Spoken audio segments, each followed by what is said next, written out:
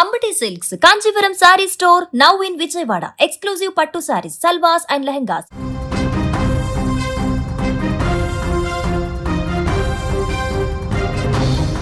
5 వారాల పాటు ఏకదాటిగా కొనసాగినటువంటి ఇరాన్, అమెరికా, ఇజ్రాయెల్ యుద్ధం ఎట్టకేలకు ఒక తుది దశకు చేరుకుంది. 2 వారాల పాటు సీజ్ ఫైర్ ప్రకటించిన నేపథ్యంలో ప్రస్తుతం అక్కడ శాంతి వాతావరణం నెలకొన్నట్టుగా కనపడుతుంది. వెంటనే దౌత్య ప్రయత్నాలు కూడా ప్రారంభమయ్యాయి. ఇరాన్, పాకిస్తాన్ ద్వారా అమెరికాకు పంపినటువంటి 10 సూత్రాల అంశం ఇప్పుడు ప్రపంచవ్యాప్తంగా చర్చనీయాంశంగా మారింది. ఈ నెల 10న ఇస్లామాబాద్లో ఇరు పక్షాలు చర్చించనున్నారు. ఈ 10 పాయింట్లకు సంబంధించి పాకిస్తాన్ మధ్యవర్తిత్వంతో చర్చలకు రంగం సిద్ధమైందని Iran supreme national security council కూడా తెలిపింది. అయితే ఆల్ ఆఫ్ సడన్గా ఇరాన్ని నాశనం చేస్తాం, ఇరాన్ని నరకానికి పంపిస్తామని చెప్పినటువంటి ట్రంప్ ఇరాన్ పెట్టినటువంటి కండిషన్లకి ఇప్పుడు ఓకే చెప్పినట్టుగా, మీన్స్ ఆల్మోస్ట్ ఓకే కాదు, ఈ కండిషన్లు అయితే మేము వెంటనే హార్ముజ్ను తెరుస్తామని ఇరాన్ చెప్పిన దానికి సరే సీజ్ ఫైర్ చేద్దాం, ప్రస్తుతానికి మాట్లాడదామని ట్రంప్ చెప్పాడంటే ఆ కండిషన్లకి సానుకూలంగా స్పందించినట్టుగా కనపడుతుంది. ఇంతకీ ఆ 10 కండిషన్స్ ఏంటి, ఆ 10 ప్రతిపాదనలు ఏంటి, ఆ 10 సూత్రాలలో ఏమున్నాయి, దీనికి సంబంధించిన అంశం ఇప్పుడు చర్చనీయాంశంగా మారింది. ఈ చర్చల ఉద్రిక్తతలను తగ్గించడం లేదా యుద్ధానికి ముగింపు కాదని Iran supreme secretary national security council కూడా తేల్చి చెప్పింది. ఇప్పటికే తమ చేతులు ఇంకా ట్రిగ్గర్ పైన ఉన్నాయని, ఏ పొరపాటు జరిగినా కూడా పూర్తి ప్రతీకారం తీర్చుకుంటామంటూ కూడా హెచ్చరించింది. ఒకవైపు అంగీకరించే ఈ యొక్క సీజ్ ఫైర్కి పాకిస్తాన్ మధ్యవర్తిత్వంతో కుదిరిన 2 వారాల కాల్పుల విరమణను ఇరాన్ తమ విజయంగా అభివర్ణించింది. అమెరికా అంగీకరించేలా చేశామంటూ కూడా ప్రకటించుకుంది. అయితే ఇస్లామాబాద్లో ఈ చర్చలు 15 రోజుల్లో కొనసాగవచ్చని, అవసరమైతే పొడిగించవచ్చని కూడా తెలుస్తుంది.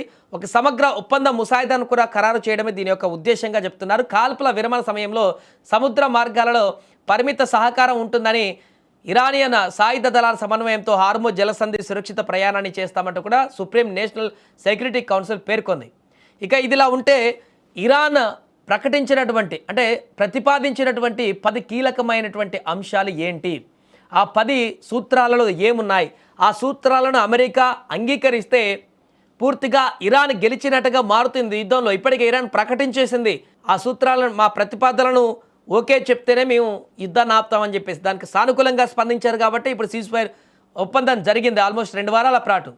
సో ఈ 10 సూత్రాల్లో ఏమున్నాయనేటువంటి విషయాన్ని కనుక ఒక్కొక్కసారి చూద్దాం. ఈ 10 సూత్రాలు ఒప్పుకుంటే లేకుంటే ఒప్పుకోకపోతే ఇరు దేశాల్లో ఎవరు పై చేయి సాధించినట్టు కూడా మనం ఒకసారి మాట్లాడదాం. ముందుగా ఈ 10 కీలక అంశాల్లో మొదటిది, ఎట్టి పరిస్థితుల్లోనూ పరస్పర దాడులకు దిగకూడదు. మొదటి సూత్రం ఇది, ఈ యొక్క 10 సూత్రాల్లో ఇరాన్ పెట్టినటువంటి కండిషన్లో. రెండవది, హార్ముజ్ జలసంధి పైన ఇరాన్ నియంత్రణ కొనసాగింపు. అంటే ప్రస్తుతానికి మీ పర్మిషన్ ఇచ్చినా కూడా హార్ముజ్ జలసంధి పైన పూర్తి హక్కులు మాకే ఉంటాయి అనేటువంటిది రెండవ కండిషన్ ఇరాన్ పెట్టింది. మూడవది, యురేనియం సుసంపన్నతకు అంగీకారం.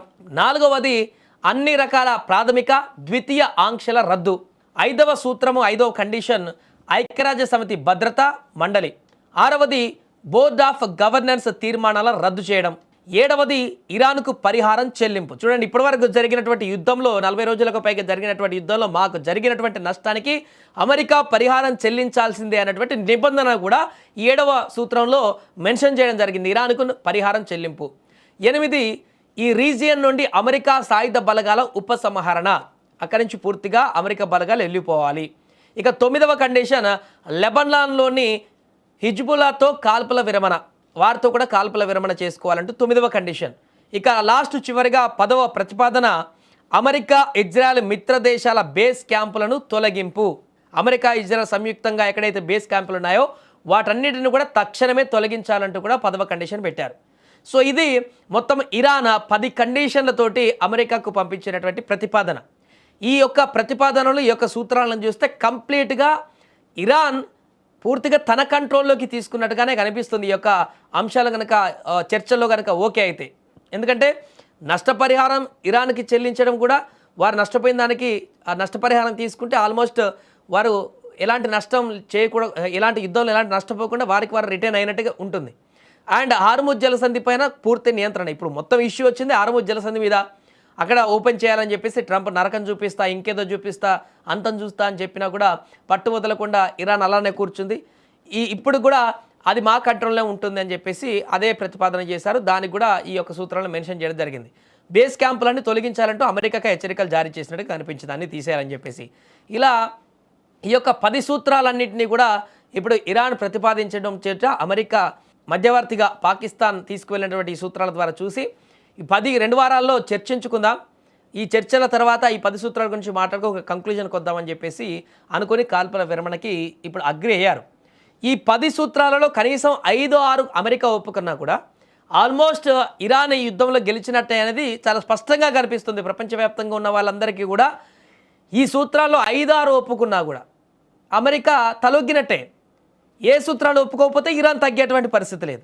వీళ్ళు ఈ యొక్క కండిషన్స్ పెట్టారు కాబట్టే అది చూసిన తర్వాతే ఇప్పుడు కాల్పుల విరమణకి అంగీకరించింది కాబట్టి ఆల్మోస్ట్ బ్యాక్ స్టెప్ వేసింది అమెరికా అనేది చర్చనీయాంశంగా మారింది. అయితే దీంట్లో ఇంకో కోణం కనిపిస్తుంది.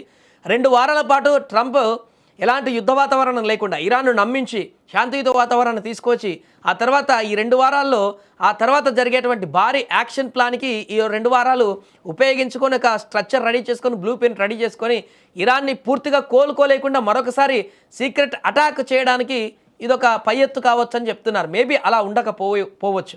ఇతర అన్నిలో కూడా ఇప్పుడు మిగతా దేశాలన్నిటి కూడా ఇలాంటి పరిణామాల్లో అలాంటి దుందుడుకు చర్యకపోతే అమెరికా ఇబ్బందులు పడేటువంటి పరిస్థితి ఉంటుంది కాబట్టి అలా వెళ్ళకపోవచ్చు. కాబట్టి ఖచ్చితంగా ఈ కండిషన్లో ఒప్పుకునేటువంటి పరిణామం ఉంది. అలా జరిగితే అమెరికా చేస్తున్నటువంటి యుద్ధానికి ఎలాంటి ప్రతిఫలం లేదనేటువంటి విషయంగా ప్రపంచ దేశాలన్నీ కూడా మాట్లాడుకుంటాయి. ఏ దేశాన్నైనా కూడా తమ కంట్రోల్లో పెట్టుకోవచ్చు అనుకున్నటువంటి అమెరికా ఈ కండిషన్ల ద్వారా పూర్తిగా ఇప్పుడు అన్ని దేశాలకు, ప్రపంచంలో ఉన్నటువంటి అన్ని దేశాలకి అమెరికాతో వచ్చేటువంటి నష్టమే లేదు, అమెరికా భయపెడితే భయపడేటువంటి ప్రసక్తి లేదు అనేటువంటి ఒక సంకేతం కూడా వెళ్ళేటువంటి అవకాశం కనిపిస్తుంది. ఏదేమైనా ఇరాన్ పెట్టినటువంటి ఈ 10 సూత్రాలు, ఈ 10 కండిషన్లు, ప్రతిపాదనలను ఈ 2 వారాల్లో చర్చల తర్వాత ఎలాంటి కంక్లూజన్ వస్తుంది, ఈ యొక్క సూత్రాలకు అమెరికా ఒప్పుకుంటుందా లేక కొత్త ప్రతిపాదనలు ఏమైనా అమెరికా తీసుకువస్తుందా అనేది వేచి చూడాలి.